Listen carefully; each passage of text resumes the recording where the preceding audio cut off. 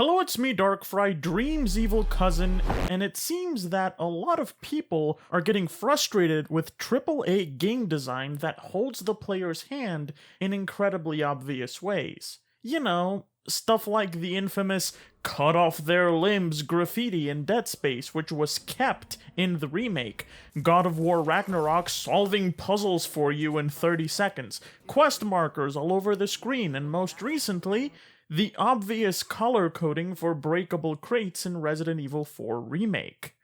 This frustration isn't anything new, but I have been seeing a lot more of it lately, so I want to talk about one of the reasons this sort of design is so prevalent in AAA games. Ladies, gentlemen, and unsolved mysteries of the world, let's talk about that fucking guy. And you are? I'm the guy. Who is that fucking guy? The guy. Who? The guy. Simply put, that fucking guy The guy. is the worst player imaginable. Someone who refuses to engage with a game or play by its rules. Imagine you are a game designer or game writer. You and your team spent literal years carefully handcrafting and weaving an engaging and intricate narrative for the player to get invested in. But that fucking guy leaves to make a sandwich during every cutscene.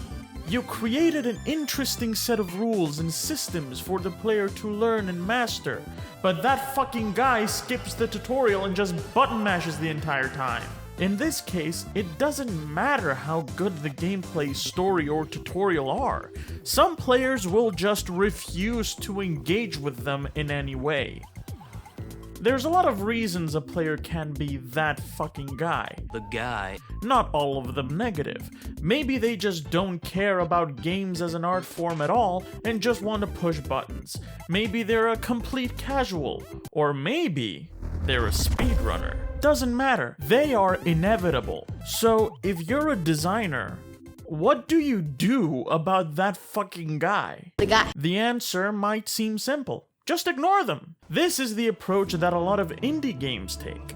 They tend to be a lot more tight and focused in their design, and they can get away with it because they usually have a more dedicated and curated target audience that has a lot less of that fucking guy in it. There are AAA games that do it too, and are celebrated because of it. Breath of the Wild and From Software games are uncompromising and unflinching in their design, which is what makes them so unique and loved in the AAA space. But not every game can or should do that. If you're working on a big budget mainstream AAA game, you need to think about that fucking guy. There's going to be a lot of them. This is how we get things like God of War solving puzzles for you. You think that fucking guy gives a shit about puzzles? No, he just wants to mash and murder things as Kratos, and God of War Ragnarok knows that. When Aloy says what she needs to do out loud in Horizon, she's not talking to herself, she's not talking to the average player, she's talking to that fucking guy. The guy. There is no definitive best answer on how to deal with that fucking guy. It's one of the biggest challenges game designers face, because catering to the needs of that fucking guy might make the experience of everyone else worse. It's on a case-by-case basis, and as games advance as a medium and get more popular and more complex, it's only getting harder to find the right balance. Resident Evil 4 Remake is the perfect example of this. In the original game, breakable objects were rendered differently and had a slight glow to them, so they stuck out in the environment. This might seem less obvious and obstructive than the big yellow paint in the remake, but the environments they inhabited were also a lot simpler. As environments get more crowded and complex, the signposting in them also needs to become less subtle, because the truth is that we all need the handholding as much as that fucking guy does. Like, does kicking every single box in this village to scrounge for precious resources sound fun to you? Want Leon Kennedy to have Batman detective vision? Probably not, in which case, yeah, you'll just have to live with the big yellow paint telling you which boxers are worth interacting with. Players are fickle creatures. They need signposting, but they also hate it if it feels too obvious and condescending. The guiding hand of game design needs to be invisible, or the player will bite it. But if it is too obvious for your tastes, sometimes you'll just have to deal with it because, love him or hate him, that fucking guy should be able to enjoy games too.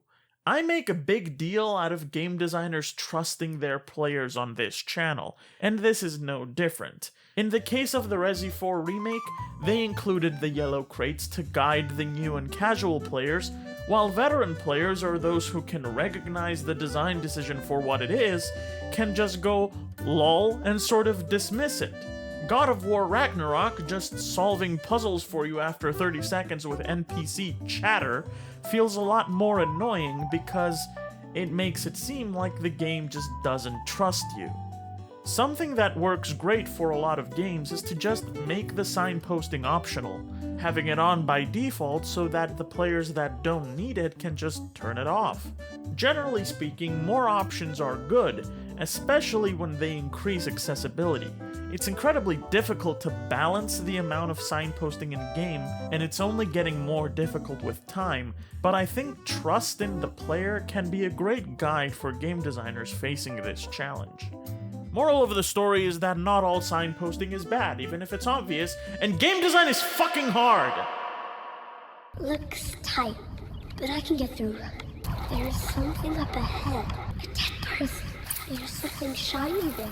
A metal door. And maybe this device I found can help. Can't let them see me. Got to be careful. Shut the fuck up, Alloy! A huge thank you to everyone who supports this channel on Patreon, with a special shout out to Sethzard, Triple3M, and Couch MOBA. If you like my videos, then please consider supporting me on Patreon for as little as $1 a month. It really helps me out. Thank you very much. See you next time.